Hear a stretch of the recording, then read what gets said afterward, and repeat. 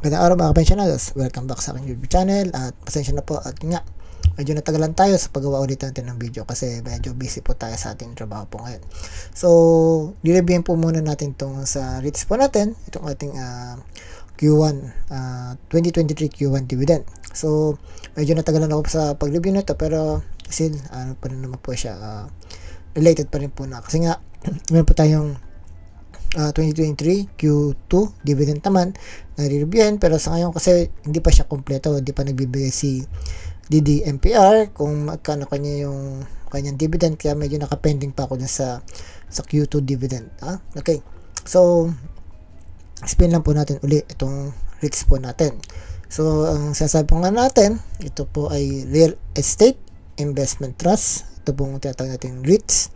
Ito po ay meron po tayong 8 company ngayon sa Pilipinas. Meron po tayong 8. Yan yung Ayala, and DDMPR, yan yung ating Megaworld, Robinson, Philinvest, Citycore, Vista REIT, then Premier. So, meron po tayong 8. So, di pa po siya nagdagdaga. May mga nagpaplano, pero pagkatapos ng plano, nag-backout. So, wala tayo pa magagawa kasi sa sariling decision po kasi ng company po yan. Okay. Kaganda lang po dito sa REITs. Gaya po nasasabi ko,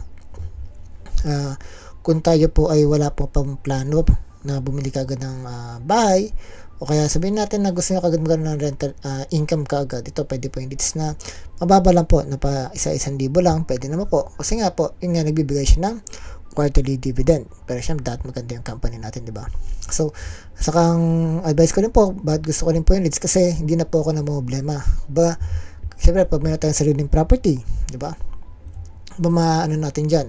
Syempre, magkano ka pa kung sino magiging tenant mo, kung magpapaupa ka. Ba, yun lang naman po yun eh. So then yung construction cost, aminin po natin, napakamahal na po ang magpagawa po ng isang bahay.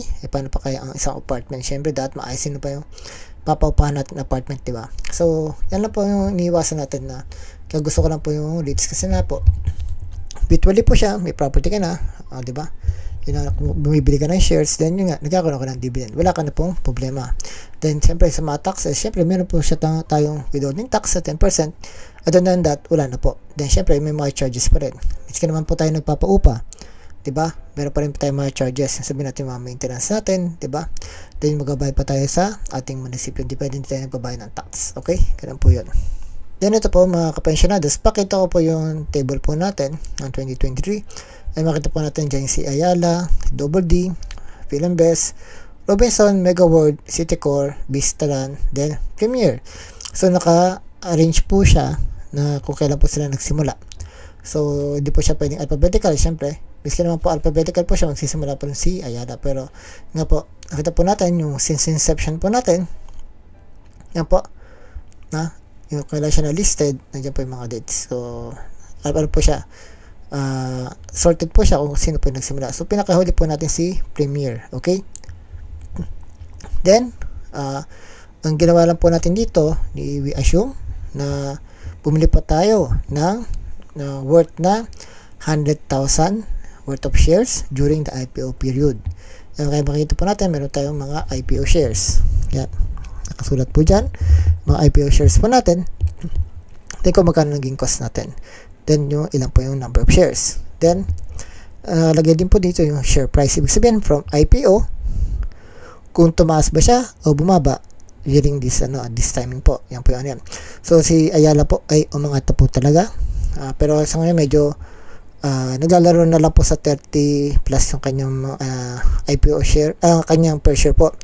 Then meron tayong Double D na from IPO niya bumagsak po siya, bumaba po yung per share niya po. Ganun din po si Philinvest, from 7 pesos yung naging 3.33, more than 50% ang binaba.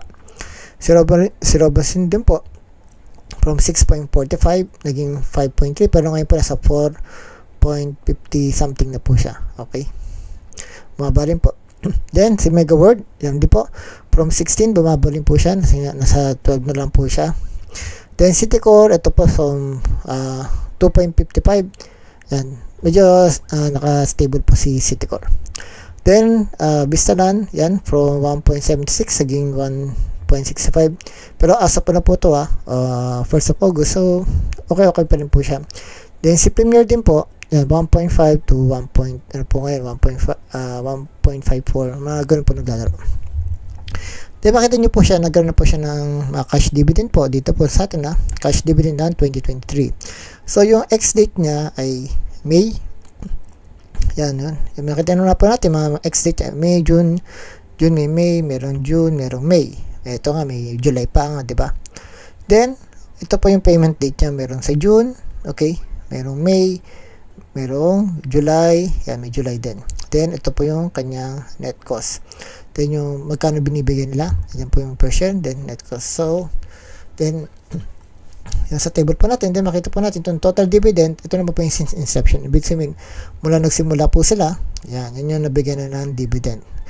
Ang ano lang po niyan, during the IPO na bumili po tayo, then yung ilagay lang po natin yung pera natin doon, hindi natin ginalaw. Kasi sabi naman po natin, pag tayo ba ay bumibili ng lupa, tinitrade ba natin kaagad? Di naman po, di ba? Pag bumili pa nga po tayo ng lupa, di naman po natin siya mababenta agad-agad. Yung bilhin natin ngayon, benta nyo kagad kinabukasan. Di naman po ganun ginagawa po natin sa lupa. Bibili nyo ngayon, minsan pinapatagal nyo pa mga 45 years bago nyo po ibenta. O, di ba? So, ganito yung ginagawa po natin. Ang problema na po sa lupa, di ba nga po, pag wala kayong tinanong structure, okay, hindi nyo siya pinaupahan, wala kayong makukuha, di ba? So, magbabayad lang kayo lagi ng amilyar. Ang kagandaan po credits, dahil nga nag-invest na po kayo, automatic, magkakaroon po kayo ng dividend pag pasok kayo dun sa ex-dividend date nila. Okay? Then, ito nga yung total value natin. Ibig sabihin nyo, yung market value natin plus yung total dividend. Yan na po yung value na. So, nasa 41% tapos si Ayala. Yun yung natin. Then, yun nga si Double D, yan nasa negative. Si Philinvest din po nasa negative. Yan, laki ng negative niya. Si Double D nasa 32%. Si Philinvest nasa 42%. Then, Robinson nasa 6%. Okay. Then, si Megaworld nasa negative 2%. Si Citicorp, ganda ano yan, nasa 9.35% siya. Maganda. Then, si Vistalan, 1.22%. Si Premier po, nasa 5.18. Kasi maganda binigay niyan dividend. So, hopefully, magtuloy-tuloy yan. Pero, I'm trying to buy Premier. Pero medyo mababa ang volume po niya po. Okay? Okay, ito po yung ating market buy sa market buy ng August 1. So, makita po natin, from since inception nila, ayan, market value lang po ito, wala pang dividend. Ito yung line niya. So, nakita po natin si Alat tumaas. So, may time talaga, ito po, tumaas po sila lahat, Mayo. Di pala March. Yan, March. Halos nagtaasan sila lahat. Diba? Pero si Double D, ano lang, straight lang. Yan. So, yan po. So, taas pa ba? Ganyan po talaga sa stock market. Angat pa ba? Then, syempre nga, supply and demand po yan. Okay?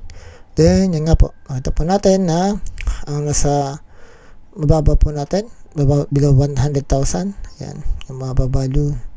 Okay pa sa atin, si Ayala, pero mataas nga po siya. Then, yung dalawang mababa po natin, si Philinvest saka si Double D. Yan. So, ibig sabihin lang po nito, pagka si Double D binenta nyo, lugi po kayo. Then, ito naman po yung ating dividend payout naman po natin. Naka-bar chart po siya in column para makita po natin kung sino po yung maganda ang bigay ng dividend. So, from 2020 to 2022 yan, makita naman po natin, syempre 2020 hindi pa ako po kompleto yung kay Ayala. So, makita natin 2021, 2022. So, talagang tumaas yung kay Ayala. So, malalaman natin itong 23, okay? Then, yung kay Double D, yan, kasi ito meron na. Nakita po natin si Double D halos parehas lang, diba? Then, ito naman po yung kay Philinvest. Yan. Then, yung iba po, hindi pa po nagsisimula, kaya ganyan po siya. Then, ito po yung kay Robinson. Yan. So, 2022 pa lang yung full niya po. Yung 2021, hindi pa yung full. Okay. Then, ito po yung kay Megaworld. Yung kay Citicorp. Yan. Okay, yung kay Citicorp po, ito. Yung 2022, full na rin po. Yan, Citicorp, Megaworld. Yan. Saka Robinson yan, full na po sila. Kasi in 2022, from Q1 to Q4 na po yan. So, maganda, si Ayala po sa si Citicorp yung maganda yung bigayan. Then, ito po yung kay Vista, then kay Premier. Then next, ito po yung ating 2023. Yan.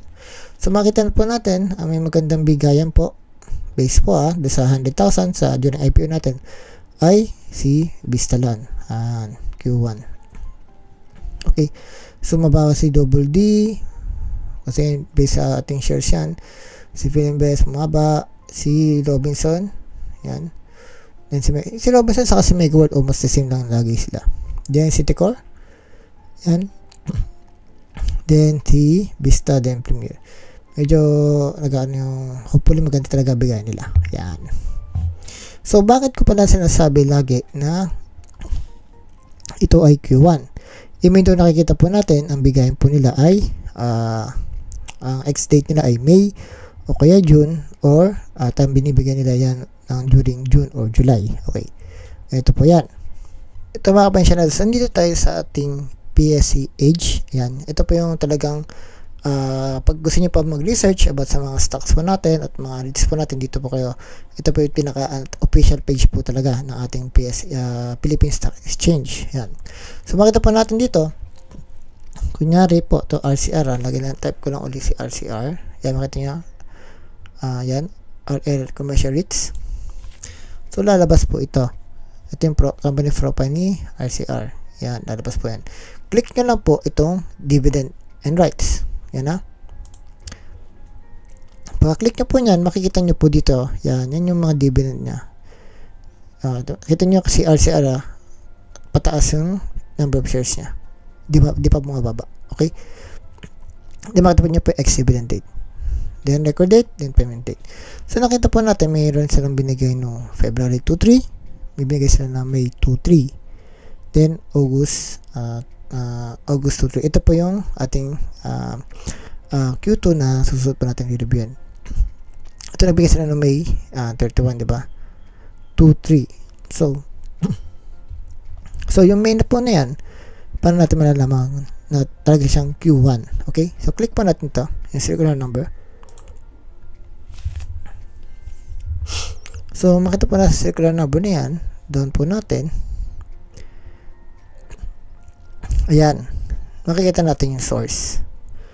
Cut off date ay March 31, 2023. So which is ang first quarter po ng 2023. So even though na binigay niya po yan ng nag-extra tayo ng May, tapos binigyan niya yung June, na tingin akala po ng iba ang June ay yun po yung kanilang second quarter, ay mali po.